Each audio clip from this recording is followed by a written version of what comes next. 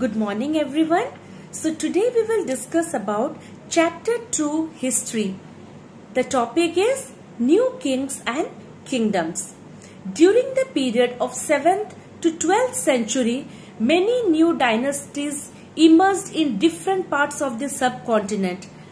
The new rulers were previously the big landlords or the warriors who were working under the existing kings as subordinates or samantas.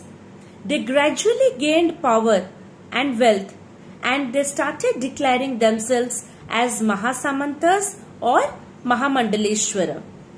Now we will read about who was Danti Durga. Danti Durga was the Rashtrakuta chief who overthrew his Chalukya overlord and performed a ritual called Hiranyagarbha.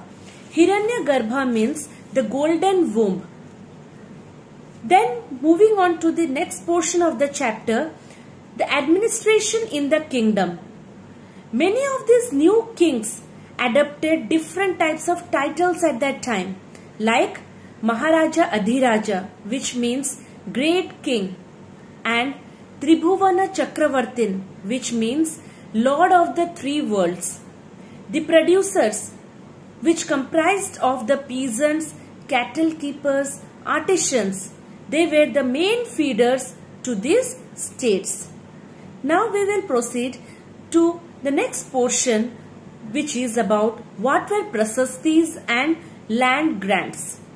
So prasastis were composed by the learned brahmanas in praise of their rulers.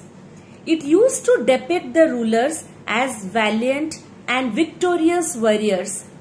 The brahmanas were also rewarded by grants of land.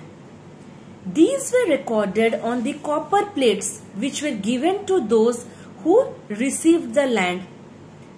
Unusual for the 12th century was a long Sanskrit poem containing the history of the kings who ruled over Kashmir. It was composed by an author named Kalhana. He used a variety of sources which included inscriptions, documents, eyewitness accounts and earlier histories to write his accounts. So I hope you have understood what is prasasti, what is land grants and who was Kalhana. Now we'll discuss about warfare for wealth. Kannauj was a prized area in the Ganga valley. There was a tripartite struggle among Gurjara Pratiharas, Rashtrakuta and Pala dynasties over Kannauj. The rulers used to build large temples in order to demonstrate their power and resources at that time. So the temples were the first target of when one ruler attacked over another ruler. One of the best known rulers was Sultan Mahmud of Ghazni.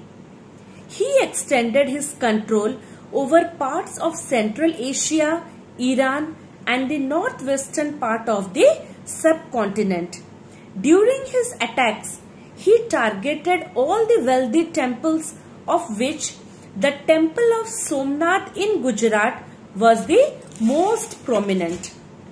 Some of the other notable kings engaged in war were the Chahamanas, who later came to be known as the Chauhans.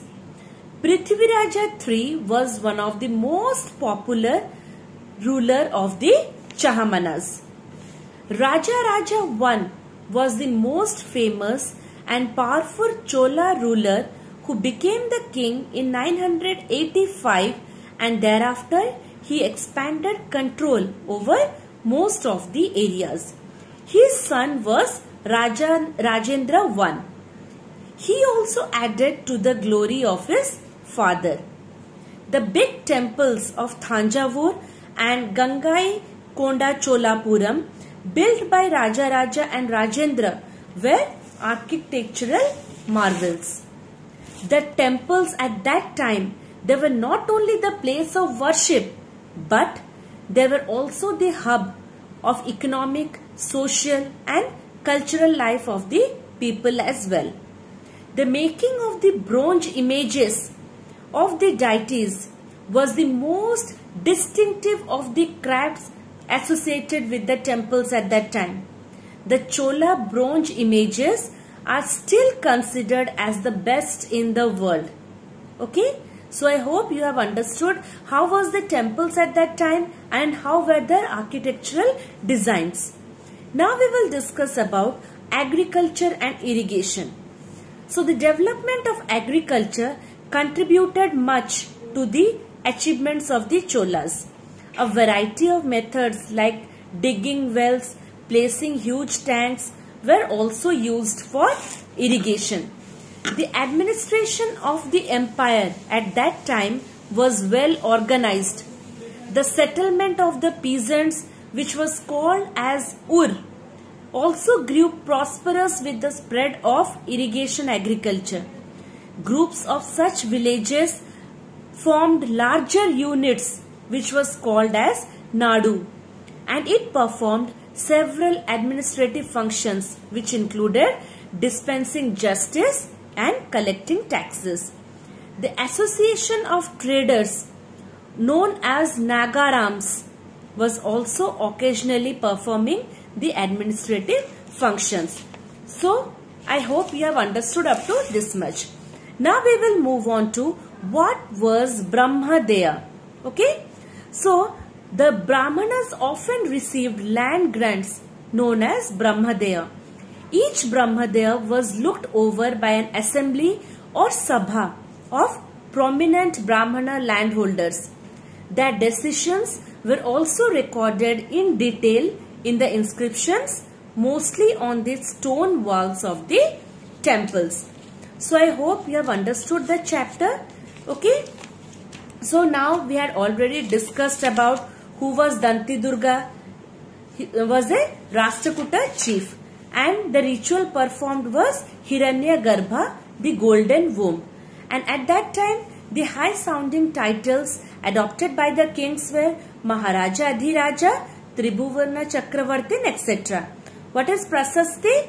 They were composed by the Brahmanas in praise of the king. Okay. Now, who targeted the wealthy temples? Mostly the temple of Somnath. It was attacked by Sultan Mahmud of Ghazni.